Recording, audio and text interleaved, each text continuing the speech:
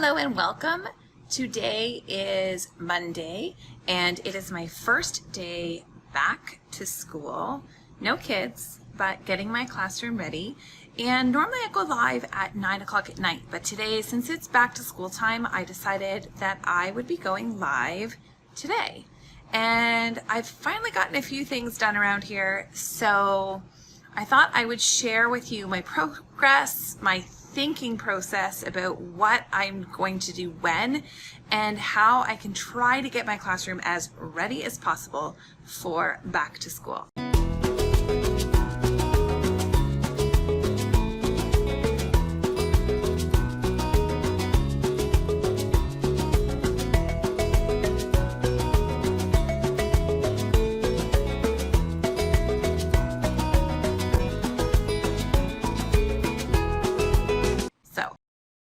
You can see this lovely green board behind me. Last year it was black and painted, and I scraped all of the paint off of there because a previous teacher had used blackboard chalk paint and with the hopes that it could be used as a blackboard, but it never really worked out. So if you're considering getting rid of an ugly board by painting it, I would caution you against using blackboard paint. If you really just don't use it and just want it as a bulletin board space, perhaps consider just painting it out or getting some whiteboard sticker paper. That's going to be a better option. So I'm going to be living with this for now, but it is my hope that I will be able to convince somebody here at the school to invest in 3M whiteboard peel and stick paper, which I had in my last classroom, and it's actually pretty good. And Sue, I see you're watching. She's actually in my classroom from last year, so she will have some of that stuff too. And I apologize to you for having blackboards that are painted. Oops, lesson learned. Okay, so let me show you what I've been able to get done. If you saw my Instagram this morning, I showed you kind of what it looked like when I walked in. So I'm going to show you kind of what is happening now around here, kind of what I focused on. Okay, you can see some of it behind me. So I'm going to start at the door here. Okay, so I have my bulletin borders up. Now I really like the bright colors. I try not to go too crazy with it, but I do like having the pink and the teal and the yellow. So I'm going to be okay with it, but it is pretty bright in here. So I was able to get up my bulletin borders here on almost all of the boards and move some furniture around. Thankfully, I had a map that was up on my board, so our custodians were great and put the furniture exactly where we saw them. Now on these bulletin boards here,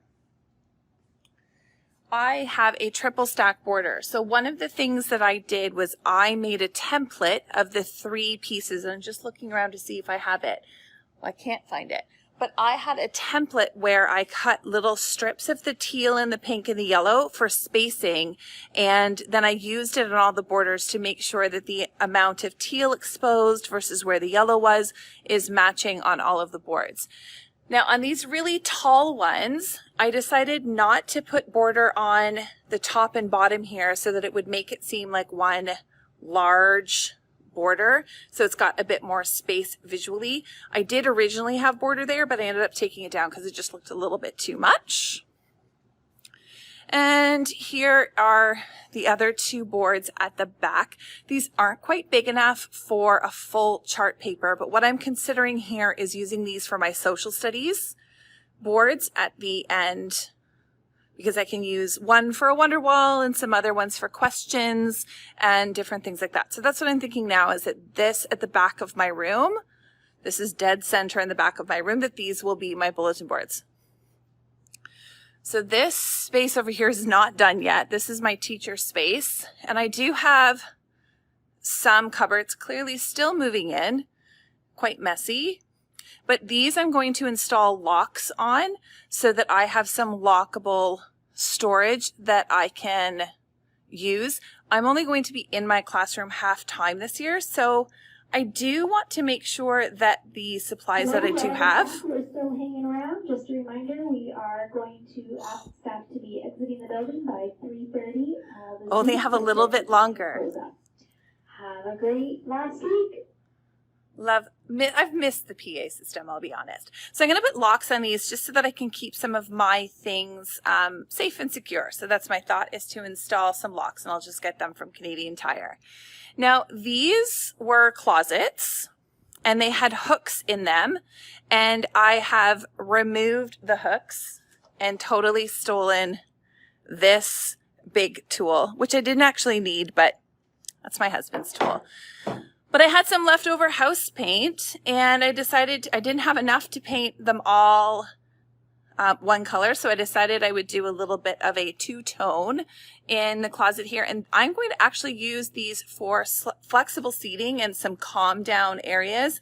So I will put my couch in here, and then I also have these little posters from the dollar store that I bought last year and never hung up. So I'm going to be using those. But I'm going to put some flexible seating options in both of these with some posters and make them kind of cozy. And if I can swing it, I'm going to try to install some LED kind of Christmas lights inside of there, just so that it brightens it up a little bit, and kind of they'll be like calm down spaces. So then I have my lovely closet. So I will be putting borders. That's not actually a bulletin board.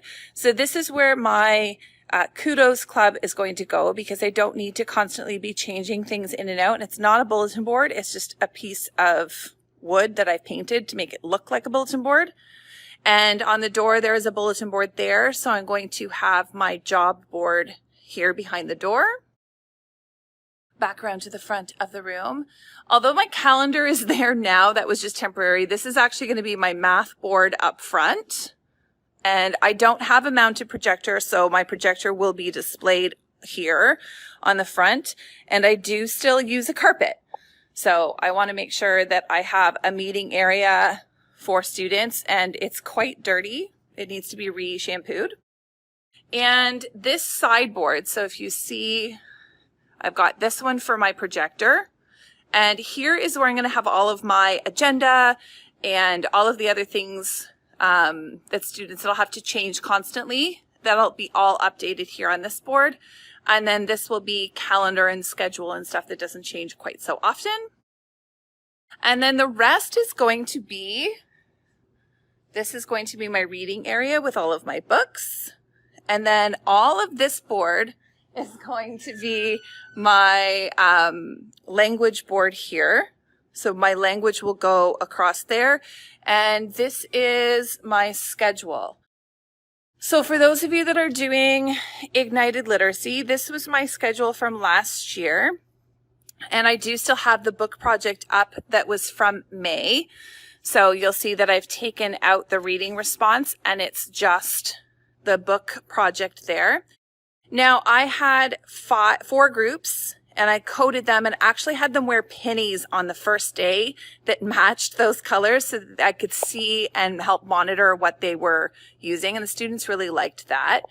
But the first schedule, that's what they do during the first teaching activity. And then B is what they do on the second teaching activity. So they do independent centers, and then their second set of independent centers, they move on to this. Now I flipped where the writing happens because I have shared technology. So because I have shared technology, I can only have one group, and they have to write alternately to make sure that those that are sharing tech are not overlapping, so that only one of the two partners. So I partner up my students because I have a 2-to-1 ratio with tech. And what I end up doing is I would say somebody who's in the green group would be partnered with somebody in the yellow group, so that when the person who's in the yellow group is on writing workshop, the person in the green group is not. So those on writing workshop would get the iPad, and those that were working on their book project, or that would actually be reading response on a regular day, then they would not have the iPad.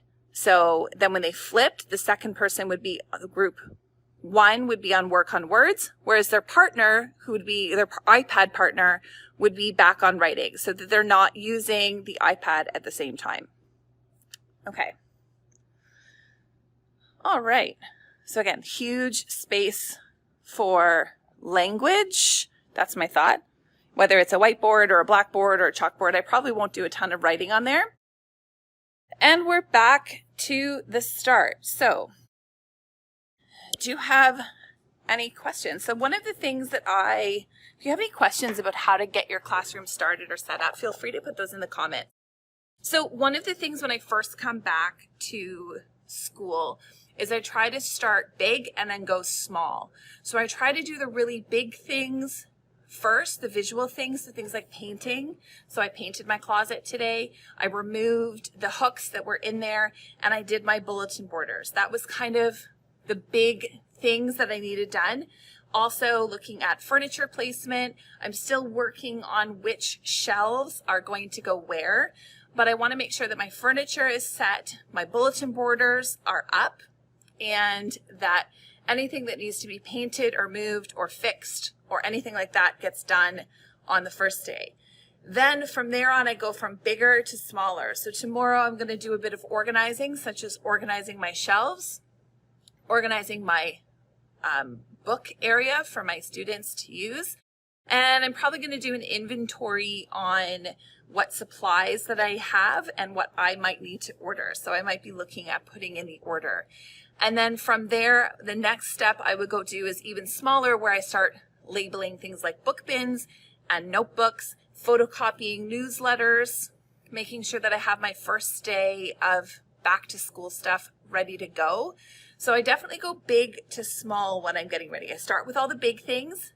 I have a to-do list that I write down the things that I want to get done and I prioritize them. So I do the big things first, get those out of the way, and then I work on some of the smaller stuff as time moves on in the week.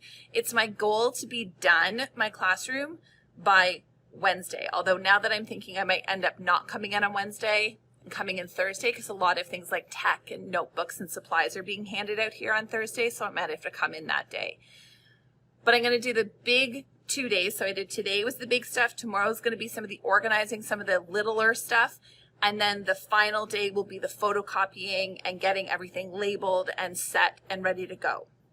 So that's kind of my process as what I do to get back to school. I try to do any of the things that I could do at home, so that I'm not sitting here at my desk the entire day. A lot of the stuff that I could do, I could probably end up doing at home, such as making my planner pages, printing out any of the headings that I need for my bulletin boards. All of that can be done at home, and then I can just bring it in and install it here. So there's been some stuff that I've pre-done already, but things like I can laminate at home on my own time and get those things ready. But the time that I'm actually in my classroom, I want to make sure that it's stuff that only I can do in my classroom. And I also try not to get too terribly distracted by the little things that aren't going to make a big impact on the classroom. So there's certain things I just have to let go because they might not get done. Like there's some of the shelving here probably needs a better repaint. That's not going to happen right now because I don't want to be here all week long. So that's kind of my back to school process and my tour of my classroom after day one. So what does your classroom look like today? Do you have any pictures? Feel free to take a photo and drop it in the comments in this video and share what your classroom looks like, or share maybe what your to-do list, how you break that down as well, and share the different things that you're doing. I'm going to continue to go live throughout the week, sharing with you kind of the progress that I'm making. And once the classroom is completely finished, I will definitely take you on a finished tour of my room later on this week. But we're doing these live from inside the classroom. We're doing those this week instead of tonight's video at 9. So if you are a regular watcher of tonight's 9 o'clock video, there won't be one today. It's just going to be our throughout the day, at the end of our day, which is 3:30. So thank you so much for joining me, and I'm happy to share with you all of the things that are happening in my classroom. Bye for now.